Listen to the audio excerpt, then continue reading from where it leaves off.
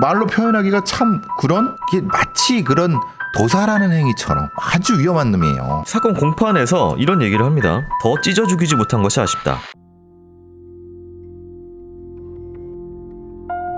2006년 강원도 동해시의 부곡동. 당시 부곡동은 고속버스 터미널이 있는 교통의 요충지로 바다가 인접해 관광객은 물론 고깃배를 타는 외지인들이 제법 드나들던 곳이었습니다. 겉모습은 생기했고 평온해 보이던 도시. 하지만 2006년의 부곡동은 연이어 발생하던 사건들로 지역 경찰들이 바짝 긴장하고 있었습니다. 그리고 결국 그 불길함에 정점을 찍는 일이 벌어졌습니다. 112로 신고가 들어왔는데 부곡동에 있는 한 닭갈비집에 피범벅이 된 사람이 쓰러져 있다는 내용이었습니다. 신고가 들어온 날은 2006년 7월 21일 오후. 쓰러져 있는 사람은 닭갈비집의 사장인 52살의 여성 윤씨였습니다. 사장 윤씨는 주방 앞에서 천장을 보고 누운 상태로 발견됐는데 이미 사망한 지 시간이 좀 지난 것으로 보였습니다. 머리에는 맥주병으로 여러 번 맞은 듯 깨진 맥주병 유리 조각이 머리카락에 붙어 있었고 양팔엔 누군가 강하게 잡은 흔적이 있었습니다. 윤씨의 사인은 경부 압박 질식사로 손으로 목을 조른 자국이 선명했는데 시신 주위로 다량의 혈흔이 보였습니다. 그동안 훼손된 시신을 봐왔던 형사들도 혀를 내두를 정도로 끔찍하게 훼손된 상태였다고 합니다. 범인이 가위로 피해자의 눈 주위 피부를 절개하고 다른 부위도 훼손했다고 합니다. 범인이 피해자 윤씨의 양쪽 눈 피부를 절개할 때 사용한 가위는 윤씨의 가게에서 닭갈비를 자를 때 쓰던 가위였습니다. 범인은 이 가위로 윤 사장의 가슴 부위를 찌르고 양쪽 가슴까지 도려냈습니다. 하지만 이후에도 끔찍한 훼손은 멈추지 않았습니다. 범인은 가위로 피해자의 몸을 위아래로 가르는 피부 절개를 한 뒤 복부에 가위를 꽂아놓는 만행을 벌였습니다. 도대체 어떤 괴물이어야 이런 범행이 가능한 것일까? 음식점에서는 없어진 금품이나 물품도 없었습니다. 경찰은 피해자에게 원한을 가진 지인이나 손님이 있는지를 탐문했고 비슷한 범행 수법의 동종 전과자들을 살폈습니다. 그러는 한편 어쩌면 이 사건의 범인이 동해시에서 약 4개월 전인 2006년 3월 발생한 동해 학습지 교사 살인사건의 범인과 동일범이 아닐까 의심했습니다. 학습지 교사 살인사건은 동해시 망상동의 한 마을 우물에서 24살의 여성 학습지 교사가 나체 상태로 사망한 채 발견된 사건으로 사인은 경부 압박 질식사였습니다. 시신에 별다른 훼손은 없었지만 아직 범인이 잡히지 않은 상태였고 무엇보다 학습지 교사가 실종된 곳이 사장 윤씨의 시신이 발견된 부곡동이었던 겁니다. 부곡동에서 실종된 학습지 교사는 실종 6일 뒤에 시신으로 발견됐는데 3개월 뒤인 6월 초에 부곡동의 한 아파트에서 40대 여성이 자신의 차에서 괴한에게 납치되고 목이 졸려 기절한 채 발견된 사건이 있었습니다. 이게 동일범에 의한 사건은 아닌지 의심하고 있습니다. 동해 부곡동에서 비슷한 시기 여성들에게 연달아 벌어지고 있던 끔찍한 사건들. 그 방점은 7월 21일 벌어진 부곡동 음식점 여사장 살인사건이었습니다. 정말 경찰이 쫓는 범인은 연쇄 살인범인 것일까?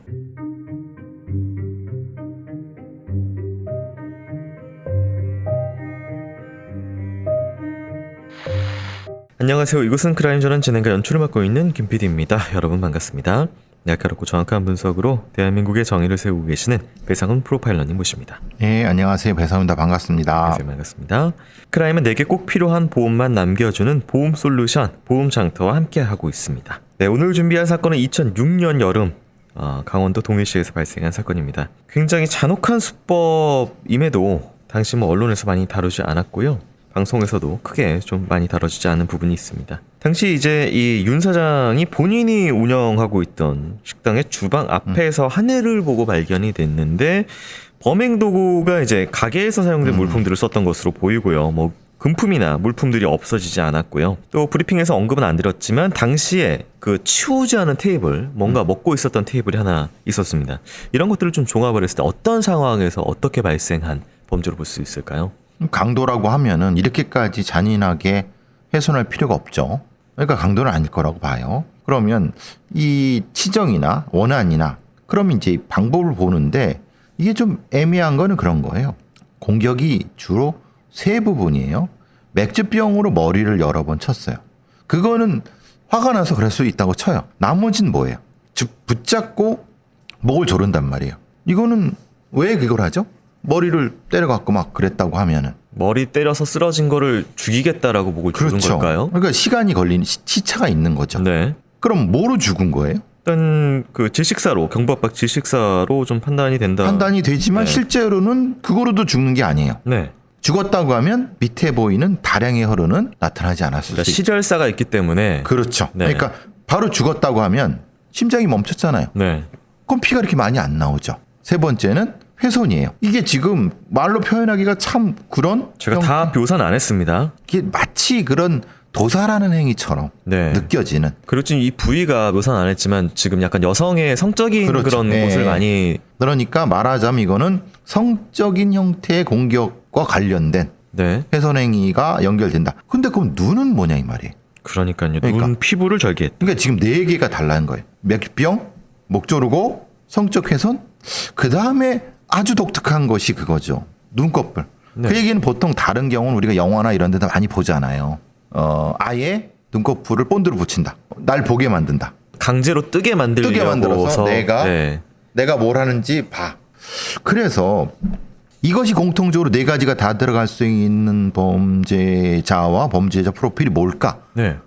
고민해야 되는 이 사건은. 그러니까 이 뭐 좀 시기일이 이거보다 좀 지났지만 김일곤 사건에서 김일곤도 제가 알기로 시신을 몸을 이렇게 가로지르는 이렇게 절개와 또 가슴을 도려내거나 뭐 이런 것들을 좀 했다라고 네, 좀 맞아요. 들었거든요. 예. 그리고 싣고 다니면서 네. 불을 지르고 막 그랬죠. 네. 그래서 본인은 그 얘기를 안 했어요. 그런데 제가 들은 다른 어떤 그 사건의 정보로는 그놈은 성적인 도착행위를 한 거예요. 이건 성적인 도착행위가 맞거든요. 범인은 그런 성향이 있다라고 예, 봐야 돼요. 있는 거죠. 충분히 있는 거죠. 네. 그러면 당연히 성적인 어떤 특이적 행위 패턴을 가지고 있는 범죄자인데, 근데 앞에 건 뭐냐 이 말이에요.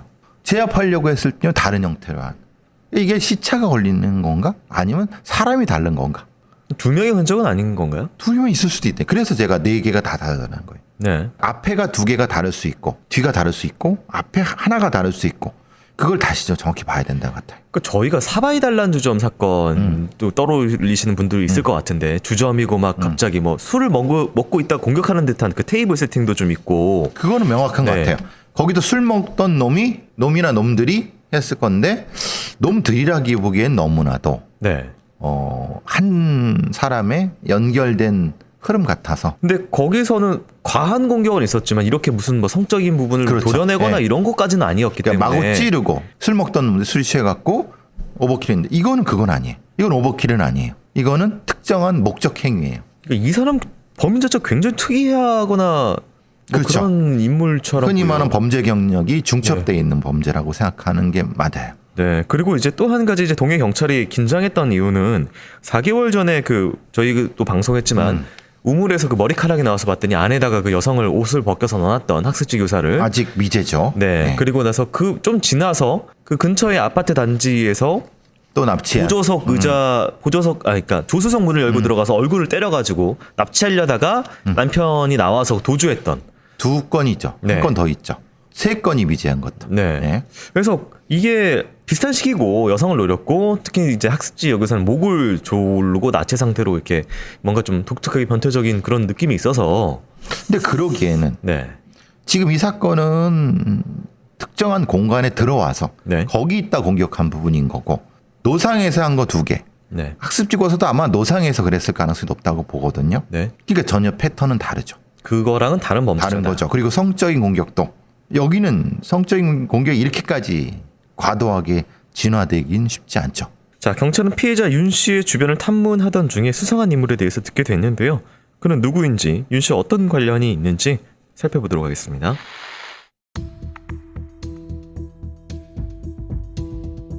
경찰은 피해자의 가게 손님들을 조사하다가 한 남성에게서 의심스러운 진술을 듣게 됐습니다. 남성은 한 씨라는 사람으로 자신을 선원이라고 소개했습니다. 한 씨라는 남성은 동에서 출항하는 오징어 체납기 배를 타려고 선주가 구해준 여관에서 머물고 있었다고 했습니다. 한 씨 말로는 사건이 난 닭갈비 집에 간 적이 있는데 그것도 사건 전날 밤에 갔었다면서 자신이 갔을 때는 여사장이 멀쩡히 살아있었다고 진술했습니다. 한 씨의 말에 따르면 피해자의 시신이 발견되기 전날인 7월 20일 밤 9시가 넘은 시가 선주가 구해준 여관에다 짐을 풀었다고 했습니다. 그리고 그곳에서 같은 방을 쓰게 된 동료 선원을 처음 만났다고 했습니다. 동료는 38살의 신 씨라는 남성으로 뱃일을 처음 하는 사람이었습니다. 한 씨와 신 씨는 여관에서 TV를 보며 무료한 시간을 보내다가 밤 10시 40분경 술을 마시기 위해 여관을 나왔다고 했습니다. 두 사람이 술을 마시려고 닭갈비집에 들어간 시간이 11시쯤 됐다고 했고요. 당시에는 식당에 손님들이 몇 테이블 더 있었다고 진술했습니다. 새벽이 되자 빈 테이블이 하나씩 생기더니 어느새 손님은 한 씨와 신 씨 둘뿐이었다고 했습니다. 둘만 남게 되자 사장 윤 씨까지 합석해 셋이 술을 마시게 된 상황. 그러다가 취기가 많이 오른 한 씨는 신 씨와 사장 윤 씨를 두고 먼저 일어났고 여관으로 돌아가 잠을 잤다고 했습니다. 그런데 다음날 일어나니 동료인 신 씨가 보이지 않았고 휴대전화도 받지 않은 채 잠적해버렸다는 겁니다. 선주에게 물어보니 정말 신 씨라는 남성이 뱃일을 하러 왔었던 사실이 확인됐습니다. 하지만 그렇다고 한 씨의 말을 다 믿을 수는 없었습니다. 한 씨의 말대로라면 신 씨가 용의자로 보이는 상황. 그러나 만약 신 씨가 용의자여서 잠적한 것이 아니라 사건의 목격자여서 실종된 상태일 수도 있었습니다. 어떠한 가능성도 배제할 수 없는 상황에서 경찰은 일단 사라진 신 씨에 대해서 조사를 시작했습니다. 혹시 신 씨가 잠적한 거라면 연고지가 있을 만한 곳을 찾기 위해 수사를 했는데 신 씨에 대해 아주 충격적인 과거를 알아냈습니다. 1990년대 중반에 이미 유명한 사건으로 세상에 알려진 사람이었습니다. 1990년대 중반 신 씨는 방송과 신문에 이미 얼굴이 알려진 사람이었습니다. 당시 언론이 그를 소개한 기사 헤드라인은 데이트를 하던 남녀 공기총 난사한 20대 남성. 90년대 중반 20대였던 신 씨는 데이트 중이었던 남녀를 금품을 뺏기 위해 공기총으로 쏴 남성을 살해하고 여성에게 중상을 입힌 강도 살인범이었습니다.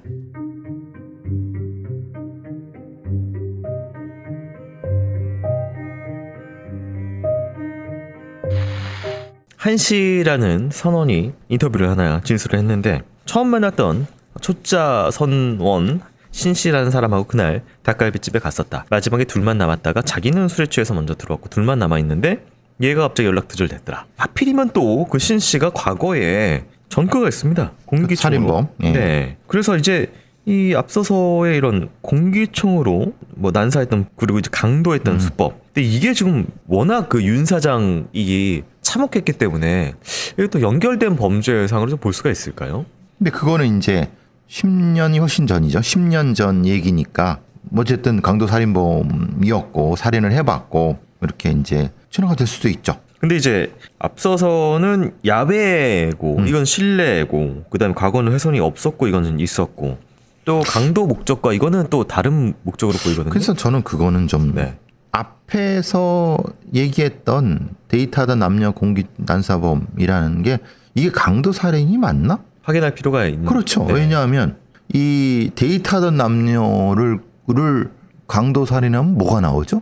데이트하면서 현금을 그렇게 많이 가지고 그렇죠. 당연히 있지는 않을 수 있어요. 그렇죠. 네. 그러니까 총기가 있다고 하면 아니 은행 강도를 하든가 아니면 뭐 이거를 하지 왜 그럼 지나가는 아니면 어디 있는 남녀한테 돈을 뺐으면 돈이 나오나? 있어봤자 소지품 정도밖에 없을 텐데 네. 뭐가 좀 이상한데?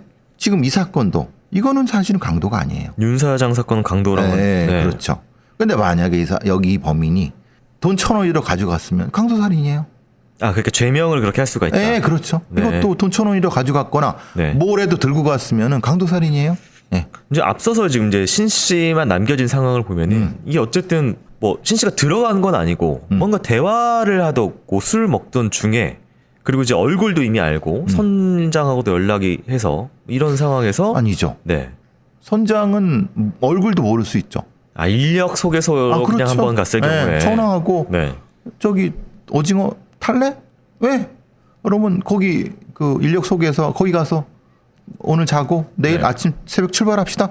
라고 하면 선주는 전혀 모를 수 있어요. 자기 신원이 밝혀질 염려는 없었다. 그러고 네. 이 사람 앞에 있는 그 저 한 씨도 네. 신 씨가 누군지 어떻게 알아요? 그냥 얼굴 보고 자기 신 씨다 그래서 그래요. 그렇죠. 이렇게. 신 씨가 가명일 수도 있는 거고 아니면 네. 뭐 너 어차피 뭐 타는 어부가 뭐 그러니까 전혀 그건 상관이 없죠. 그렇다면 이제 상황 자체가 둘이서 남아서 술을 야심한 시간에 사장이랑 먹다가 거기서 그 테이블이 안 치워져 있던 테이블인 것 같고 그렇죠. 그렇다면 여기서 뭔가 우발적인 뭔가 이런 우발적일 상황인가요? 수도 있고 아니면은 그 우발들을 가장한 뭘 수도 있죠. 왜냐하면 애초에 뭐 이 작정을 하고 성범죄를 작정을 하고 있었는데 그 한시 갔을 때 난 남아서 뭘 그렇죠. 해야겠다. 그럴 수도 있는 성범죄를. 거죠. 예, 계획이라곤. 네, 알겠습니다. 정말 과거의 살인범이었던 신 씨가 사건을 또 저질렀던 것인지 그의 과거 사건에 대해서 더 자세히 알아보고 오겠습니다.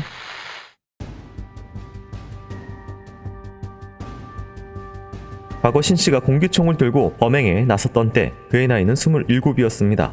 강도를 하기 위해 공기총을 차에 싣고 전국을 떠돌아다녔던 신 씨. 1995년 9월 13일 신 씨는 충북 충주댐 부근을 돌면서 범행 대상을 물색 중이었습니다. 그때 신 씨 눈에 들어온 차 한 대. 댐 근처 잔디밭에 주차되어 있던 차 안에는 당시 24살의 남성 허 씨와 18살의 여성 박양이 데이트 중이었습니다. 주변에 인적이 없는 걸 확인한 신 씨는 피해자들 차량으로 다가가서 위협하며 금품을 요구했습니다. 하지만 피해자들이 반항하자 공기총으로 피해자들을 쐈습니다. 신 씨가 쏜 공기총의 총알은 남성 허 씨의 가슴과 뒤통수에 박혔고 박양의 복부에 3발이나 박혔습니다. 그런데 피해자들에게 총을 쏜 후 신 씨는 이상한 행동을 했습니다. 복부에 총을 맞아 고통에 신음하던 박양을 자신의 차로 옮기더니 그대로 납치해 도망친 겁니다. 그런데 박양을 납치해간 이유가 정말 충격적이었습니다. 신 씨는 복부에서 피를 흘리고 있는 박양을 차에 태우고 약 4km 떨어진 휴양림 숲속으로 들어갔습니다. 그리고 거기서 성폭행을 한 뒤에 옷을 벗겨놓은 채로 숲속에 버리고 갔습니다. 천만다행히도 이 끔찍한 사건에는 목격자가 있었습니다. 목격자는 신 씨가 박양을 차에 태우고 도망가는 것을 목격했고 신 씨의 차량 종류와 충북 59009라는 번호판까지 기억하고 있었습니다. 목격자 덕분에 공기총을 맞고 중태에 빠진 허 씨는 병원에 옮겨졌습니다. 경찰은 신 씨의 차량을 쫓는 한편 주변을 수색해 나갔습니다. 하지만 결국 허 씨는 병원에서 사망했습니다. 박양은 사건이 발생한 지 16시간이 지난 다음날 오후 4시경이 돼서야 구조돼 병원으로 옮겨졌습니다. 박양이 구조된 날 밤 11시 40분경 경찰이 지배했던 신 씨를 체포했습니다. 신 씨는 범행 동기에 대해서 아파트 중도금 700만 원이 필요해서 범행을 저질렀다고 했습니다. 범인 신 씨는 잡혔지만 피해자 박양의 고통은 끝나지 않았습니다. 남자친구가 죽었다는 슬픔과 함께 척추 쪽에 박힌 총알 때문에 하반신 마비가 됐던 것입니다. 어머니가 홀로 막노동을 하며 생계를 꾸려가던 박양의 집안 형편 때문에 몸에 박힌 3발의 총알 중 2발의 제거 수술을 받지 못했던 겁니다. 돈 때문에 한 명을 살해하고 또 다른 한 명을 강간, 살해하려고 했던 신 씨. 그런 그가 죄의 무게와는 다르게 10년형을 받아 2005년 9월 17일 교도소에서 세상 밖으로 나왔습니다. 그리고 출소한 지 1년이 되기도 전에 또 다른 살인사건의 용의자가 된 것입니다. 신 씨는 정말 식당 사장 윤 씨를 살해하고 어디론가 도망쳤던 것일까? 그런데 윤 사장 살인사건이 발생하고 4일 뒤 신 씨가 동해시 부곡동의 숙소인 여관 근처에 다시 나타났습니다. 한 남성이 여관 근처에서 이리저리 다니다가 인근 야산으로 들어가 커다란 가방을 들고 나왔습니다. 이를 수상하게 여긴 경찰이 불심검문을 한 끝에 신 씨라는 것을 알고 현장에서 체포했습니다.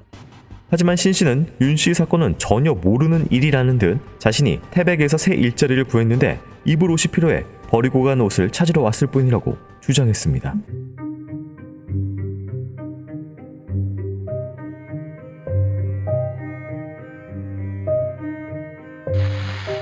네, 95년 사건을 좀 살펴보도록 하겠습니다. 본인이 주장 동기는 아파트 중도금 700만 원, 현재 가치는 한 1,500 이상이 좀 되고요. 이 필요해서 했었다라고 하는데 웃기는 소리죠. 네. 그럼 1,500만 원 구하려고 하는데 댐 부분에 그 있는 차에 가서 돈을 내면 돈이 있습니까? 이건 죽이려고 한 거잖아요. 뒤통수에 공기총을 쏜 거잖아요. 그리고 여성 이 허양한테도 배에다 3발이나 그렇죠. 썼습니다. 그럼 죽이려고 한 거예요. 네. 근데 죽이려고 했는데 실제로는 안 죽었잖아요. 네. 그러니까 데리고 가서 강간을 한 거죠. 이게 전 잘 이해가 안 돼서 배를 싸서 하고 있는데 안 죽었네? 데리고 가서 강간해야겠다 이거잖아요. 그럼 반대일 수도 있죠. 네. 사실은 그게 아니라 남자는 죽이고 여자는 제압을 해서 네. 데리고 가서 이제 강간을 하고 네. 뭐 죽이려고 그랬거나 버리려고 그랬거나 뭐 어차피 죽을 거니까 그럴 생각이었다고 하면 이건 굉장히 가학적인 성적 가학성이 느껴지는 범죄자죠. 그러니까 치명상을 입혀서 제압을 해서 강간을 하겠다라는 건가요? 그렇죠. 예, 어차피 죽일 거니까. 보니까 근데 죽을 것 같으니까 놔둔 건데 네. 발견된 거죠. 왜냐? 본인이 범행하는 걸 그 누군가 지켜보고 따라가서 신고한 거죠. 네. 발견되지 않았으면 죽었죠. 이 이제 여성은 실제로 다음날 오후에 발견됐기 그렇죠. 때문에 그럼 이제 어쨌든 이 전체 범죄의 목적은 뭐 강도 겸사겸사 성폭행도 하고 뭐 이런 건가요? 아니죠. 사실은 네. 사람이 죽이고 싶었겠죠. 사람 죽이고 범행을 하고 싶었겠죠. 그런데 되게 웃긴 거는 돈 때문에 사람을 죽였다고 하면은 용서가 안 되죠. 안 되죠, 당연히. 당신은 용서가 돼요. 돈 때문에 얼마나 돈이 없었으면 사람까지 죽였겠니? 네. 왜냐 이게 90년대예요. 네. 맥락이 다르죠. 지금은 야 돈이 얼마 낸다고 사람을 죽여라고 하는데 그때는 돈이 없고 그랬구나. 그러니까 사람을 죽였구나. 그래서 주장을 강도살인으로 한 거예요. 지금 강도살인은 살인인데 네. 사형인데 이때는 먹고 살기 힘들어갖고 사기해갖고 내가 이렇게 했다라고 해버리니까 이게 감경사회가 돼버린 거예요. 생각해 보세요. 이렇게 사람을 죽이고 불굴 만들었는데 얼마를 받았다고요? 10년이요. 10년을 받았어요. 이런 새끼들은 사형을 시켜야 되지만 제가 말씀드린 이런 경우가 많았기 때문에 사실 이런 건 죄도 아니었어요. 사람이 사실 2명을 죽일 뻔하고 한 명은 또 그 총 맞은 사람을 데리고 와서 강간해서 그렇죠. 예. 죽으라고 냅두고 왔는데 10년이 나왔다는 게 실제로 강간은 의미가 없어요. 이거는 강간죄는 병합이 안 되고 네, 이렇게 된 따로니까. 거예요. 그러니까 강간죄는 추가가 안 된 거예요. 하지만 강간의 목적도 있었기 때문에 어쨌든 죄질은 나쁜 그런 식으로 수사하지 않아요. 당시에는 그냥 걔들 말대로 해갖고 그냥 처리한 거예요. 이게 얼마나 수사가 주먹구구나 엉망인지를 아실 수 있죠. 이런 게 흔했어요 그 당시에는. 근데 박양 같은 경우에도 앞서서 이제 어머니 혼자서 막노동을 했다는데 이제 아버지가 3살 때 돌아가시고 오빠가 있는데 오빠는 20살 되자마자 중풍으로 쓰러지고 본인이 18살인데 볼링장에서 아르바이트 하면서 생계를 돕다가 아르바이트 끝나고 남자친구랑 데이트하는데 지금 이거 사실 그렇죠. 수술비도 없어가지고 총알 2개 못 뺐다서 그렇죠. 불구됐다. 그러니까 이거는 지금 심각하게 뭔가 굉장히 부실한 수사 재판이 있던 거예요. 참고로 이제 그 당시에 이 사건 좀 알려져서요. 박양 친구들 학교 선생님들이 이제 모금 운동하고 청와대 탄원서를 또 내서 당시 이제 김영삼 대통령의 위로금을 전달했다. 근데 뭐 이후로 그게 수술이 추가로 됐는지 총알 제거했는지는 알려진 바는 없어요. 예. 네, 그런 상황이고요. 태백에서 얻은 일자리 때문에 옷이 필요해서 돌아왔다고 신 씨는 주장을 했는데요. 과연 윤 씨 살인 사건 어떤 연결이 있을지 진실 무엇일지 듣고 오도록 하겠습니다.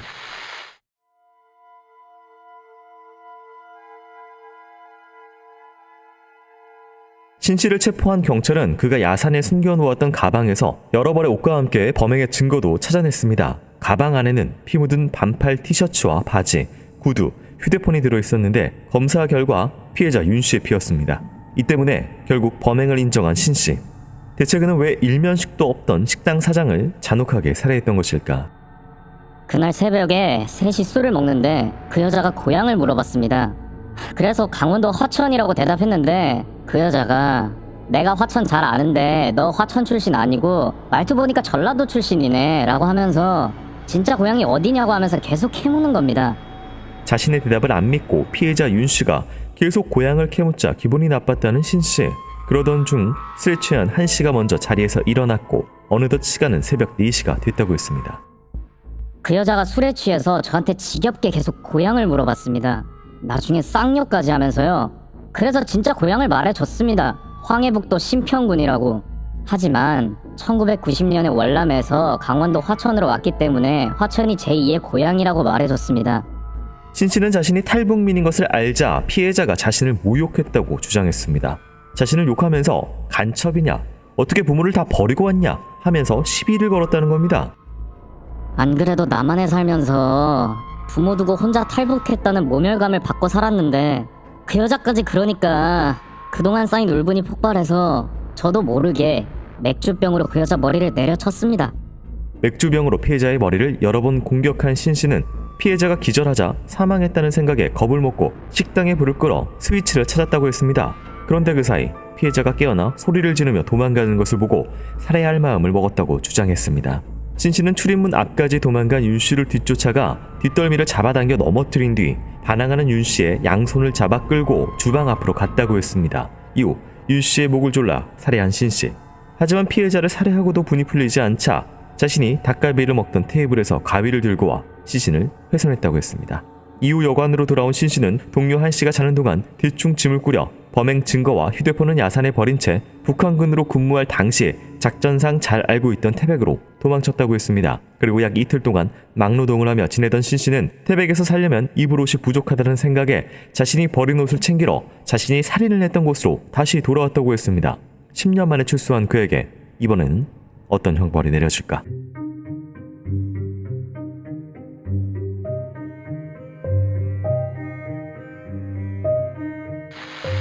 네, 피해자가 자신한테 욕을 하고 고향을 캐묻고 간첩이냐? 어떻게 부모 버리고 왔냐? 주장인데요. 그냥 본인 소리죠. 네. 확인할 거는 한 씨가 신 씨와 피해자가 있을 때 정말 고향에 대해 물었고 뭐 하천 이런 얘기를 했느냐, 탈북자 아니면 뭐 이런 얘기를 했느냐라고 네네. 했는데 그걸 확인했어야죠. 지금 신 씨의 이 범인의 말은 아무 의미가 없습니다. 본인이 그냥 주장하는 거예요. 뭐 그걸 증명해준 사람은 돌아가셨는데. 그리고 설사 그렇다 하더라도 생각해 보시면 지금 탈북한 게 몇 년입니까? 90년 10월 22일. 지금 몇 네. 년이에요? 2006년이에요. 네. 이 범행 당시가. 16년이 지난 상황입니다. 그렇죠. 본인도 교도소까지 갔다 왔어요. 네, 10년간. 그렇죠? 교도소 내가 10년에 살았어요. 네. 그렇죠. 본인은 탈북자로 바깥에서 산 게 몇 년이에요? 6년입니다. 그럼 뭐가 길어요? 일명 빵사가리 길죠. 오히려 그 부분이 저는 이해가 안 되는 거예요. 그냥 탈북한 사람이 교도소 안 갔다 오고 그냥 한국 사회에서 계속 그냥 바깥에서 살았다고 하면은 그래 차별이 있었으니까 모를 수 있지. 근데 얘는 그게 아니라 교도소 생활했다니까요. 교도소 생활을 하면서 이것이 다 정리가 됐을 텐데 아니면 다른 형태의 것이 더 셌을 텐데 화가 났으면 뭐가 화가 났냐면 얘가 전과자라는 게 화가 났어요. 전과자라는 차별이 더 심해야 되는. 그렇죠. 네, 제 말은 그거예요. 네. 얘는 뭐라 그랬냐면 그게 아니라 탈북자. 네. 그러니까 이게 말이 안 된다는 거예요. 이 부분 좀 설명해 드릴게요. 신 씨는요, 1990년 10월 20일 날 중부 전선 군사분계선 넘어옵니다. 그래서 육군 중사라고, 북한군 육군 중사라고 본인을 소개했던 이름이 신광호입니다. 이름 알려져 있어요. 당시에는 군인이 직접 이렇게 넘어오는 경우가 적어서 귀순 용사라고 칭호를 하면서 정착금하고 주택자금을 7천만 원을 주는데 이게 현재 가치로 2억 1,400만 원입니다. 그 넘어온 다음 몇 년 동안이에요. 네. 그럼 그때는 차별을 받았을까요? 오히려 지금 돈도 지원해주고 막 이렇게 그럼요. 떠받 떨어주는 상황이었죠. 그러니까 이게 얘는 맥락을 2006년 맥락으로 치는 거예요. 사실은 그때는 차별받은 게 아니었어요. 네. 떠받들어진 거예요. 이게 어느 정도 떠받들어 준 거냐면은 당시에 90년 당시에 9급 공무원 1호봉 월급이 18만 7천 원이었고 차관 아래 1급 공무원이 54만 5천 원인데 이 사람한테는 7천여만 원을 줬습니다. 그렇죠. 어마어마한 돈이고요. 근데 이 사람은 몇 년 만에 이걸 유흥비 등으로 다 써버립니다. 네.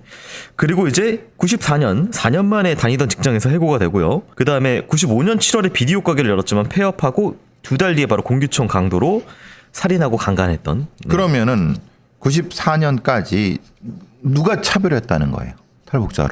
지가 돈 펑펑 쓰면서 네. 지가 돈 쓸 때는 차별을 했을까요? 개소리입니다. 근데 이 새끼가 뭐라 했냐면 이 새끼가 작전상 태백을 알았다 그랬잖아요. 네. 태백을 작전상 어떻게 합니까? 북한군이. 그게 무슨 말인지 아시겠어요? 이 새끼는 특수 부대 놈이에요. 80년대에 어떤 놈들이 있었냐면은 그러니까 이제 소위 말하는 그런 왔다 갔다 하는 그런 애들이 변심을 해갖고 네. 그냥 귀순 용사가 되는 거예요. 근데 문제는 정권에서 필요하죠. 남원 사회가 더 좋으니까 좋다. 내려왔다. 환영하고 하는데 실제로 이놈은 북한에서 사고를 치고 우리나라에 와서 돈 받고 그렇게 사는 실제로 그런 경우 많이 있었죠. 많이 있죠. 네. 그러니까 그런 놈 중에 하나인데 이놈 근데 제가 왜 그러냐면 그런 놈들이 굉장히 잔인한 훈련을 많이 받아요. 그러니까 왜 얘가 실제로는 그 홧김에 이 피해자를 이렇게 잔인하게 훼손했냐면 거기서 그게 나오는 거예요. 그리고 얘가 왜 그때 공기총을 가지고 뭐 이렇게 하려고 했는데 총에 익숙하군요. 이 총에 익숙하고 칼에 익숙한 아주 위험한 놈이에요. 네. 사실은 이런 놈들을 잘 관리를 했어야 되는데 관리가 안 된 거예요. 떠받들어주고. 그렇죠. 네. 그러니까 지가 최고인지 알고 돈 펑펑 쓰다가 돈 떨어지니까. 돈 떨어지고 그러니까 어차피 뭐 또 위로 넘어가거나 뭐 하면 되겠지라고 해갖고 강도에서 사람 죽이고 강간하고 그러고 나서 이제 빵에 갔어요. 뭐가 탈북민의 차별입니까? 지 즐기고 다 돈 다 쓰고 다 즐겨놓고서 이게 지가 변명을 하는 거래요. 제가 이 말씀 이건 자기의 범죄 행위에 대한 변명일 뿐인 거예요. 네. 신가훈과 당시 사건 공판에서 이런 얘기를 합니다. 피해자가 사망하게 된 것에 대해서는 죄송하게 생각하지만 당시 피해자의 태도를 보아서 더 찢어 죽이지 못한 것이 아쉽다. 남한 사람들은 모두 반성해야 한다. 북한에서 이런 일을 했으면 오히려 인민의 영웅으로 훈장을 받았을 것이다. 무슨 개소리입니까? 네, 얘기를 합니다. 그러니까 사람을 이렇게 찢어 죽여놓고 지가 무슨 인명의 영웅인지 뭐 개소리를 하는 거예요. 와갖고 돈 쓸 만큼 쓰고 범죄도 이렇게 저지르고 사람을 지금 몇 명을 죽인 거예요. 그러고 나서도 이따위 이게 그러니까 제가 다시 말씀드리지만 그럼 거꾸로 된 거예요. 실제로 공기총 사건 때 이 판사들이나 그 검사애들 한 거예요. 얘가 저쪽에서 오는 거 알고 당연히 데이터 있겠죠. 데이터 네. 가지고 하니까 네. 실제로 그 부분이 가만히 돼 갖고 왜냐면 이게 너무 잔혹하거나 그게 부각이 되면은 그렇죠. 90년에 그 칭송해준 정권 자체가 오히려 문제가 비판을 받을 수 있는 상황이니까. 그러니까 얘가 그래서 제가 말씀드린 게 돈 때문에 그냥 살인했고 그랬으니까 그냥 그걸로 처리한 거예요. 수사가 제대로 깊이 된 것도 아니고. 네. 이 사람은 계속해서 이 북한 관련된 이야기를 하는 게 재판에 크게 작용을 하게 되는데요. 재판 결과 살펴보기 전에 전하는 말씀 듣고 오도록 하겠습니다. 와. 왜? 무슨 일 벌어졌나? 이게 되네요. 저희 방송 보시고 보험 장터로 상담하신 분이 기존 보험료 39만 원 정도에서 20만 원 정도 줄여서 19만 원 내시면서도 보장 항목이 넣으셨다네요. 김 PD, 자네를 보면 항상 이런 생각이 들어. 무슨 생각이요? 이 인간 싹 패구나. 인간에 대한 믿음이 없구나. 무슨 소리 하시는 거예요? 김 PD, 우리 광고주야. 믿어야지. 이게 실제 사례라고. 심지어 그분은 기존에 중증 질환인 뇌출혈, 급성 심근경색만 보장되다가 보장 항목이 경증 질환인 뇌동맥류와 협심증까지 보장을 확대받았다고. 와, 보험료가 줄면서 보장까지 늘었다고요? 1대1 상담을 통해서 보험료는 팍팍 줄이고 보장은 쫙쫙 늘려준다고. 번호가 뭐죠? 1544-5788. 자세한 건 더보기 눌러보라고. 더보기 눌러서 보험장터 링크 클릭하거나 카톡 아이디 JK6003 검색해도 되는군요. 근데 진짜 이렇게 믿음이 부족한 자네는 역시 샤페. 믿는다고요. 광고주님 믿는다고요. 미래를 위한 안전장치 보험장터. 보험은 보험 전문가와 상의해보세요. 네, 재판 결과 살펴보도록 하겠습니다. 피고인은 귀순하여 이 사회에 정착하는 과정에서 적지 않은 차별과 모욕을 당하며 문화적인 차이점, 경제적 어려움 등으로 인해 많은 고통을 겪어왔고 그 과정에서 범죄를 저지르고 위와 같은 경험으로 인해 남한 사회 전반에 대해 강한 반감을 가지고 있던 중 술에 취한 피해자가 피고인의 위와 같은 감정을 자극하자 심히 흥분하여 이 사건 범행에 이르게 된 것으로 우발적으로 발생하게 된 것으로 보인다. 피고인에게 극형만은 면하도록 하되 이 사회로부터 무기한 격리되어 자신의 행동을 진심으로 뉘우치고 피해자와 유족에게 참회의 시간을 갖도록 하는 것이 상당하다고 판단된다면서 무기징역을 선고합니다. 1, 2심 모두 무기징역이 인정이 되고 특히 2심은 술을 먹은 상태에서 벌어진 상황으로 심신미약을 인정하는 듯한 태도를 보이는 부분이 있습니다. 그러니까 이 판사들은 전혀 이 사건이 어떤 사건인지 전혀 관심이 없는 거예요. 다시 말씀드리지만 얘는 소위 말하는 귀순해 갖고 차별을 받은 적이 없어요. 왜냐? 귀순해서 몇 년 동안은 3년 4년 동안은 지 2억 넘는 돈을 가지고 잘 먹고 잘 살아요. 쓰고 그 다음에 그 돈 때문에 강도살인을 했어요. 근데 이 판사들은 뭐라고 했는 적지 않은 차별과 모욕을 당했다고 하는데 무슨 모욕을 어디서 당했다는 거야? 당연히 어떤 고통을 받았겠죠. 그럼 받았다고 다 사람을 죽이나? 남한 사회에 강한 반감을 가졌다고 해서 탈북자들이 다 사람을 죽이나요? 그리고 사람을 이렇게 잔인하게 이게 거의 뭐 훼손을 해놔나요? 우발적이라고는 제가 말씀드렸잖아요. 우발적이라고 하는 것은 맥주병으로 때린 거 우발적이라고 쳐. 그럴 수 있지. 맥주병으로 화가 나니까 때릴 수 있어. 근데 또 뭐래냐? 목을 졸랐어요. 목을 졸라서 그래, 그럴 수 있다고 쳐. 거기까지는. 그 뒤는 뭐냐 이 말이에요. 그 뒤는 사람을 완전히 훼손을 했어요. 그건 우발적인 게 아니에요. 네. 이런 식으로 하면 안 되죠. 여성을 성적인 존재로서 완전히 모독하는 듯한 훼손들만 했거든요. 거의. 그렇죠. 예. 눈꺼풀은 또 외의 것이고. 그 설명이 전혀 없잖아요. 네. 그냥 그걸 우발적으로 그냥 그 본인 얘기대로 감정이 상해갖고 그 행위를 했다고 인정해주는 꼴이잖아요. 이 네. 판사들이. 이건 이런 식으로 하면 안 되죠. 이거는. 그래서 앞서서 다시 말씀드리지만 이 공판장에서 남한 사회가 어쩌고 북한이면 이게 쇼처럼 또 쇼 당연히. 네. 그건 쇼죠. 그 쇼를 어디서 했냐면 공기청사가 했을 거란 말이에요. 당연히 먹혔겠죠. 나만이 이래서 내가 이렇게 그렇죠. 했다. 네, 그렇죠. 그러니까 또 똑같은 짓을 한 거지. 지금 이 사람 같은 경우는 26년에 무기징역을 받았는데요. 가석방이 지금 이제 성범죄가 아닌 것으로 지금 이거 살인으로 이렇게 됐기 때문에 가석방이 되지 않나요, 이러면은? 그래서 만약 그렇게 되는 경우에는 20년이라고 치면 2026년에 58살에부터는 나올 수 있는 요건이 그렇죠. 네, 된다. 그게 제일 걱정이에요. 이런 애들이.